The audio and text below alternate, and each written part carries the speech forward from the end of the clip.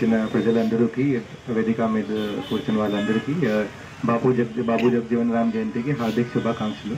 బాబు Jagjivan Ram depressed క్లాస్కి ఒక పెద్ద లీడర్ అప్పుడు అయ్యారు. అది బీహార్కి ఏప్రిల్ 5, 1908కి వాళ్ళు జన్మ అయిన తర్వాత వాళ్ళు అక్కడ నుంచి డిప్రెస్డ్ క్లాస్ ఒక all India depressed class league కూడా వాళ్ళు ఫామ్ చేశారు. నేతాజీ సుభాష్ చంద్ర బోస్ తో పాటు కూడా వాళ్ళు చాలా కోఆర్డినేషన్ అప్పుడు వాళ్ళు చేశారు. తర్వాత యూనియన్ క్యాబినెట్కి కూడా వేరే మినిస్ట్రీకి వాళ్ళు బాబు జగజీవన్ రామ్ పని చేశారు. డిప్యూటీ ప్రైమ్ మినిస్టర్గా కూడా పని చేశారు. ఫ్రమ్ హిజ్ లైఫ్ వాళ్ళ లైఫ్తో మనం ఒక ముఖ్య శిక్ష అంటే ఏంటి, అది డిప్రెస్డ్ క్లాస్ కోసం వాళ్ళు చాలా పెద్ద పని చేశారు. అది ఎడ్యుకేషన్ మీద కూడా ఫోకస్ చేశారు. లేబర్ క్లాస్కి కోసం కూడా వాళ్ళు బాబు జగజీవన్ రామ్ చాలా పని చేశారు. అంటే ఈ డిప్రెస్డ్ క్లాస్ కోసం బాబు జగజీవన్ రామ్ కాంట్రిబ్యూషన్ చాలా ఇంపార్టెంట్ ఉందో, అది కాన్ఫిడెన్స్ ఇవ్వడానికి కూడా చాలా ప్రయత్నం బాబు జగజీవన్ రామ్ చేశారు. ఈరోజు మనం బాబు జగజీవన్ రామ్కి ఆదర్శకి we should run by his values, we should be guided by his values. అది నా కోరుకుంటున్నాము. థ్యాంక్ యూ, ధన్యవాదాలు. ఆయన చాలా చిన్న వయసులోనే 34 సంవత్సరంలోనే మరి కేంద్ర మంత్రిగా పనిచేశారు.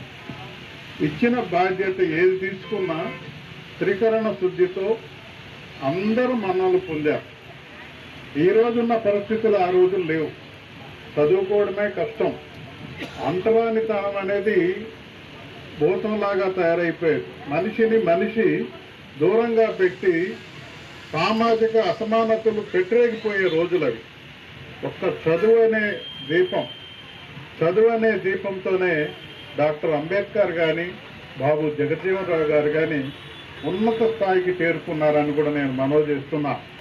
వారు చూపించిన దారి ప్రతి కుటుంబంలో చదువుకుంటేనే ఈ అంటరానితనం దూరం అయిపోతుంది, ఈ ఆర్థిక అసమానతలు కూడా దూరం అయ్యేదానికి అవకాశం ఉంటుంది. ఒక్క చదువు ఉంటేనే ఆ కుటుంబంలో నిజమైన వెలుగు వస్తుందని నిరూపించినటువంటి గొప్ప వ్యక్తులు వాళ్ళు.